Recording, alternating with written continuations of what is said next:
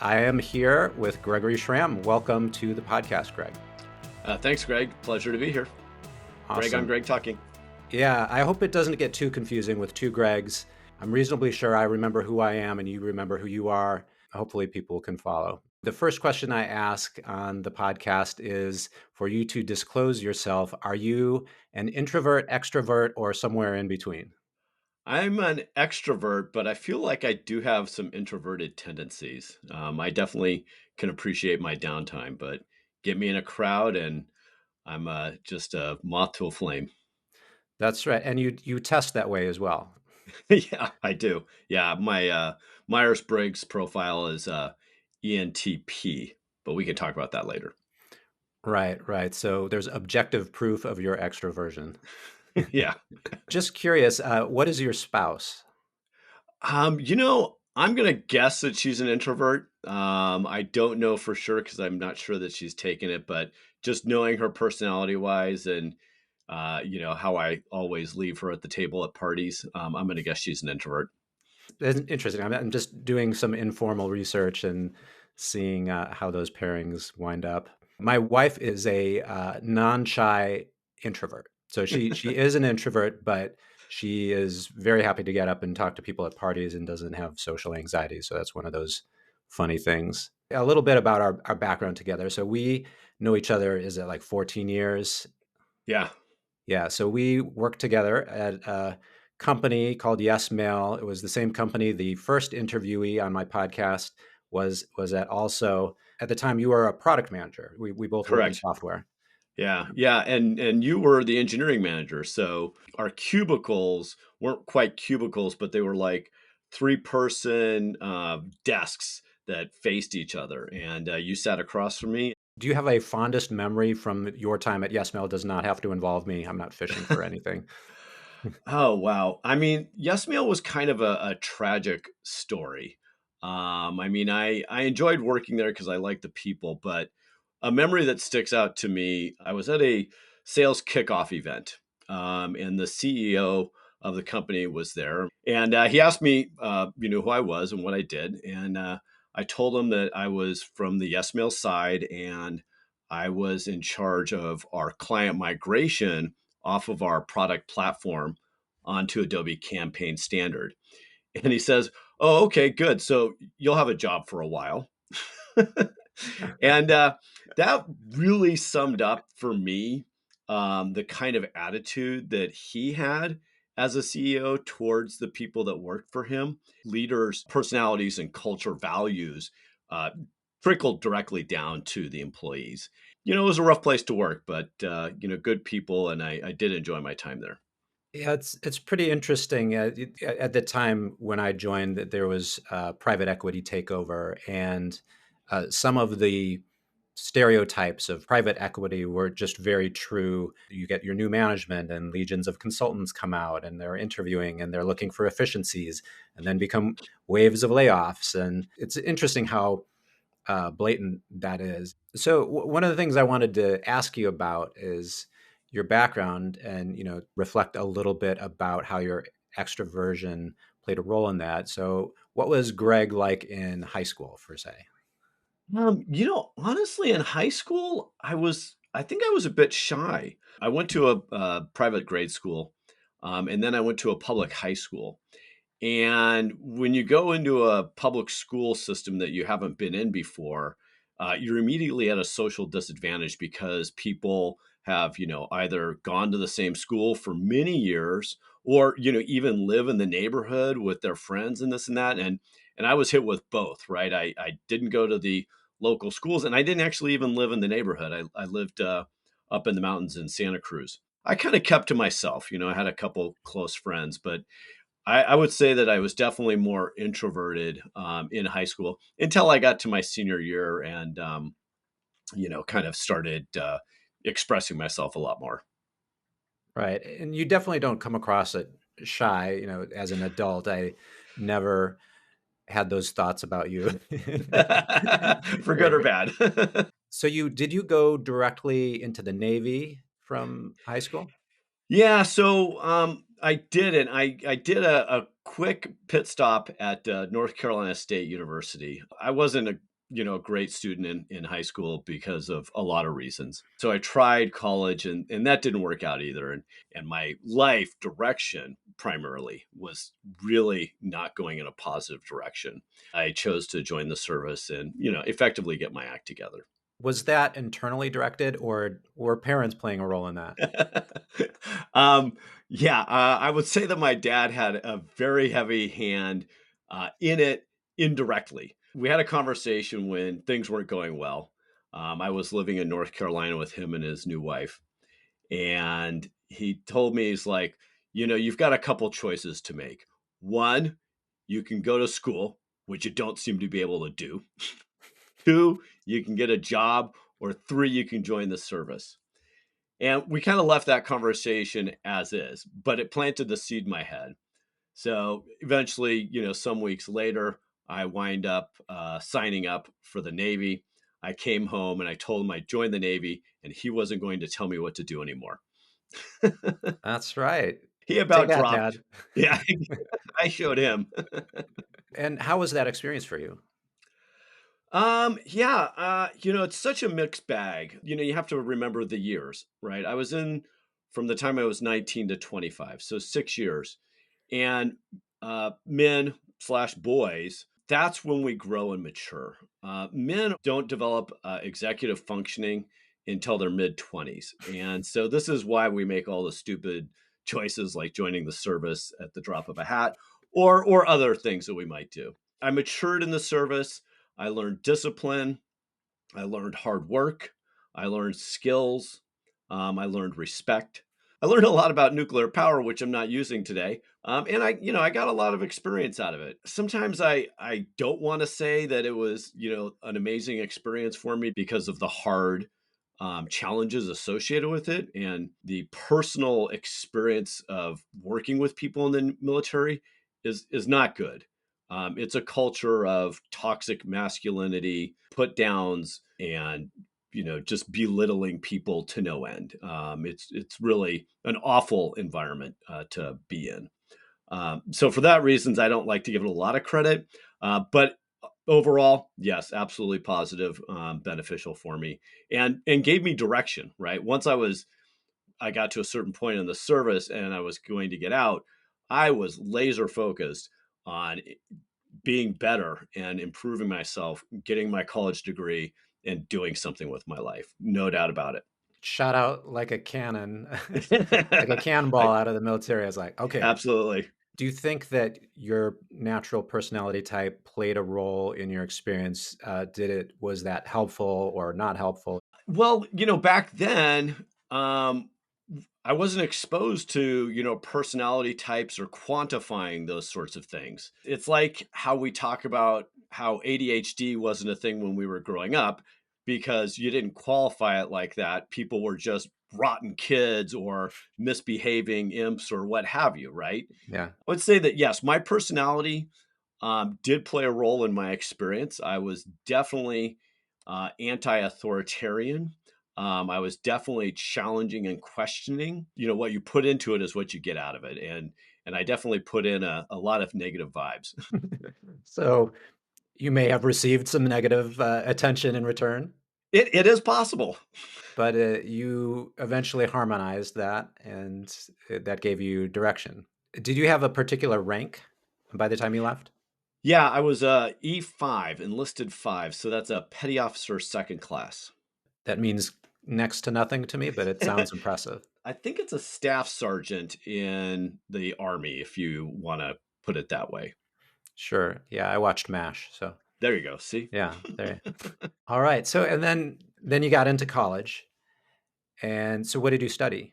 Well, when I first got out, I wanted to study chemical engineering because I'd done a lot of chemistry when I was in the service and I found it really fascinating. Unfortunately, I did not get advice that would have been super helpful to me in that even if you get C's in chemistry, you can still pursue the degree.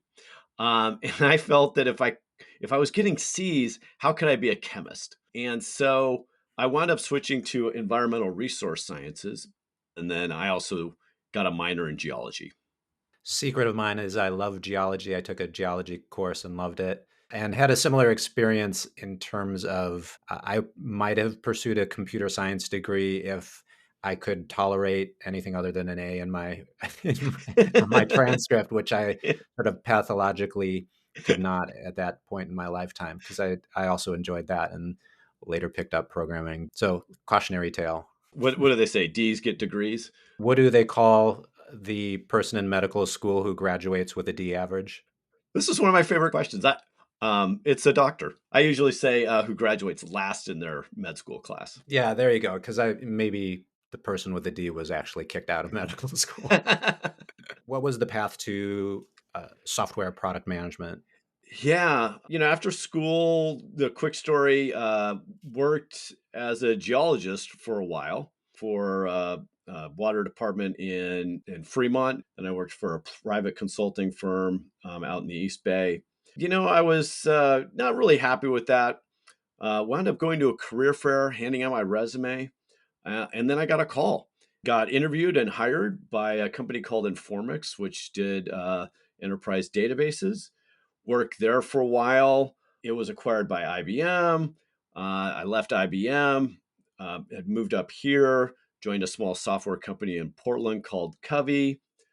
I saw what it was like to do software development at a small business, and I decided that product management was where I wanted to be, and that really started to gel with my personality type of an ENTJ because I wanted to lead a team of developers and the product direction and be that person responsible for all of those things. So that fits really well with that commander type of profile. I just loved it. I had really found my groove. What is it like being an extrovert in the land of introverts? Well, yeah, it's interesting because, I can just talk, right? Because I'm so vocal and I have so much to say and I want to get my ideas and my concepts out and maybe even move the conversation in the direction I want it to go. I found, over the years that I'm not always right. And that I have a lot of biases that come into play.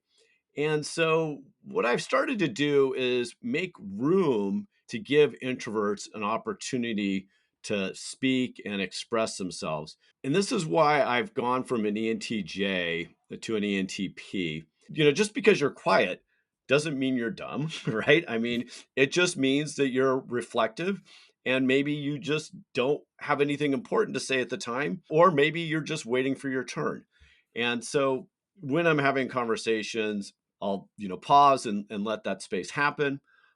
Or I will solicit feedback directly. Maybe not try to put them on the spot. I have a designer that I work with today, and I had a conversation with her. She's very much an introvert, and I told her, I said, look, I will talk and talk and talk, and I want to be mindful of that fact and allow you an opportunity. So if I'm just talking all the time, don't take that negatively, right? Just understand that that's my personality, and I will make efforts to ensure that you're included in conversations. And she really appreciated that directness about it.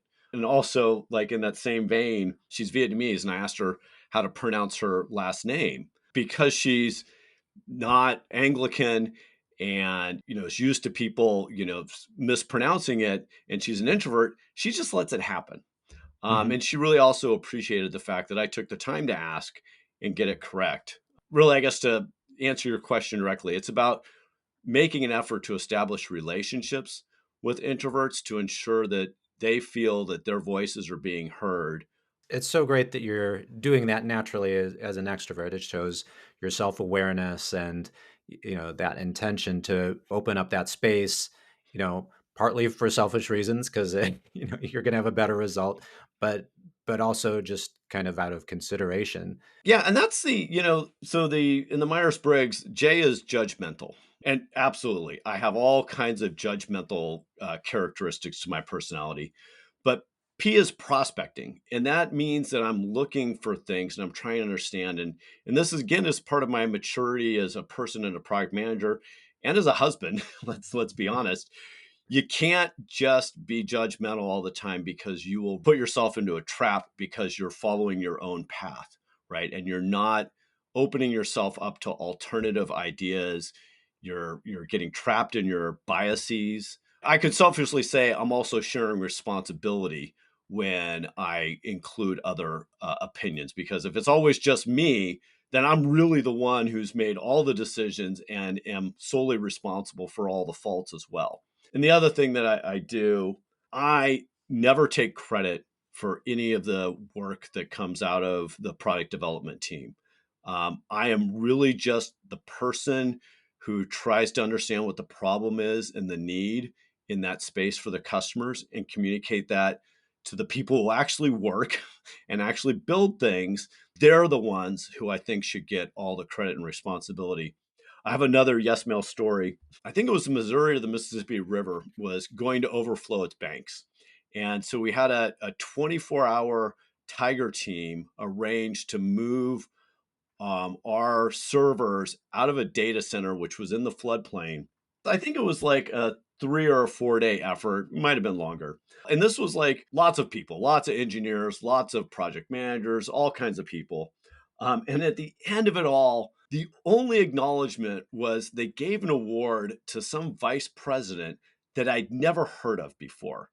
I mean, how does that make everybody feel who actually put in the time and the effort? Now, this guy may have done something, but there were dozens of people working to make this happen and save the Mhm. business. Frankly, that's a lesson I learned. Always give credit to the other people. For sure. I mean, that's part of being a leader is understanding how to motivate your team and giving people credit, standing back, shining the spotlight on them, and that's super motivational and good leadership. You had your shift from ENTJ to P, and it sounds like that was through your process of maturation. You discovered this recently, is that right? Yeah, I was actually surprised because we have this product social event that we do once a month, and so doing this Myers-Briggs was one of the things that we did recently. And I was fully expecting to be an ENTJ, which like 90% of my colleagues are. I was the only ENTP. So I had to do quite a bit of looking up to see what that was. And I recognized that it was from my deliberate actions and choices around trying to be inclusive. One of the other techniques I use when I'm doing interviews with customers and whatnot, it's kind of a disarming statement that I make. And I say, I don't know anything. That lets them know that they're free to tell me anything that they want. And it also allows me to be more childlike in my inquisitiveness and keep asking whys. And by disarming myself, I'm able to dig deeper into the needs and pain points that they have, which ultimately creates a better product and better solution in the end. Speaking of other products, you have three kids. I do have 3 kids. And I absolve all responsibility for them. No. I have one that's in college. She's a senior, and she's a math slash statistics major. Couldn't be proud of her. She's much like you, calls us up whenever she gets an A minus to let us know what a failure she is in life. That is definitely something that drives her. And then my son is 20. He's at community college studying Japanese and whatever else takes his fancy. And then I have a high school freshman. Introverts or extroverts? I kind of feel like my kids might all be introverts. I don't know if it's having been around me and embarrassing them as a father with my extrovertedness. Um, Interesting. We'll look for patterns here. I don't want to speculate too much. So you also recently began starting your own business. For people who are on video, I have a this, hopefully it's not upside down. yeah, that's it. The product right here. It's personally roasted, small batch, artisanally crafted, bike delivered coffee. Do I have Yeah, that that's right? right. I'm fired. I don't work in marketing. That's my disclaimer here. But you So got all the right buzzwords. is there anything else to kind of describe the business and what you're doing there? No, no. Well, right now, I would also caveat as saying it's a bit of an experiment, right? I'm not really promoting the business much. I've done a couple ads here and there. I have my full time job. My long term plan or goal with this is I want to retire from the 9 to 5 rat race. I could definitely fill up my idle time with other stuff, but I thought that maybe if I had a semi productive activity to do, that might be more beneficial to my mental health. I have probably 2 dozen subscribers at this point in time. Like to get up to 50 would be a very good volume for me. I love coffee, have other, trajectory of my life where I worked in coffee in high school and, after the service and whatnot. To me, coffee is a social activity. I used to be a beer drinker. I love drinking beer and going to bars and hanging out and talking. And you can do the same thing with coffee in the morning, right? It's an opportunity to connect with people. And because the individuals that I initially reached out to for my business were people that I knew, it's actually been extremely cathartic for me to reconnect with individuals that, yeah, okay, I worked with this guy, 14 years ago, or this guy even 20 years ago. We have this fake friendship relationship over social media, but delivering to them and meeting them once a week or once every other week and just having a little chat has been very powerful and positive on my mental health for sure. I can see myself, down the road having a little coffee shop where I'm there and I can meet people and talk to people and have my little extrovert energy vampire moments with other people. And we'll work on ways for introverts to protect themselves from extrovert vampires. Uh, Absolutely. to protect your energy. And it's important for introverts to get out and be social as well. So introverts love coffee shops because you can talk to people and then you can sit and read your book or get on your computer, do your thing. Yeah, yeah. These have been very powerful tools for introverts. A lot of Earbuds. people. Yeah, my daughter, she just leaves them in all the time. That way, people just don't bother her. Sometimes people don't see them or they perceive them as earrings, and so then the over the ear headphones is for when you really want a Yeah, billboard. Don't talk to me. exactly. Well, I can definitely see your future laid out. I'll definitely be patronizing that coffee shop. Yeah, I hope so. Connecting some of the dots, I could see where some of the your discipline and your focus you've had with your business. It's a subscription service, so people will be justifiably upset if you miss a week Oh, and speaking of things like which, that. no delivery during Thanksgiving, so you need to double up. All right, noted. Last question. I know you recently went through a job search, and I'm curious what you felt like, and for those of you who are in tech, everyone knows people who are maybe not in tech. These have been kind of hard times in the past year and a half coming out of COVID. Yeah, it's awful. It's always awful. In product management, I probably have 16 or 17 years of experience. And I thought that that meant something. In some ways it does. I mean, that's honestly how I landed the job I have now. But, it's so depressing to put yourself out there, obviously get the rejections because they've made the barrier to submitting resumes so frictionless that they just get thousands of resumes all the time. And for what I do now, product management, when I started, very niche, not very many people doing it. Now it's just flooded with people. It's hard to stand out, And as an extrovert who needs confirmation of my value, it can be pretty challenging, right? To get rejection after rejection. It does take its toll. Yeah, well, it's a challenging time all around. Do you think some of your qualities of extroversion were they helpful in some ways? I think once I got in an interview, absolutely helpful. I can, articulate concepts and I can, explain methodologies. I have examples that I can pull up, and I'm not necessarily tongue tied. The personality trait of an extrovert in product management is there for a reason, right? You are a person who has to get out in front of customers.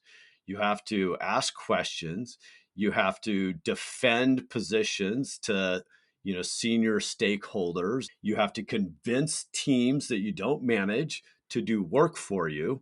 It really lends itself to that extroverted personality. I did rely on that pretty heavily in the interviews of coming across as being very confident and well spoken. That's right. So all these are things that introverts can do as well.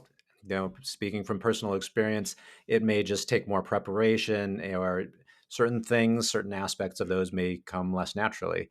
Well, thanks so much for joining me on this podcast and sharing your life and your life experiences with me. We were all underdeveloped, forebrained 20 somethings at one point, and we may have looked more successful, but we really had no clue what we were doing. Yep. Some of us joined the service. Some of us went on long hikes in Alaska. For example. Well, Greg, I really appreciate you asking me on your podcast. I think it's a great project. I have profound respect for introverts, and their thoughtfulness and their perspective, and just maybe it's a trope, but their meticulousness as well. They're not talking all the time; they're thinking. Excellent. And it's great to have self aware and mature extroverts like yourselves making room for quiet voices in the room. Absolutely, absolutely.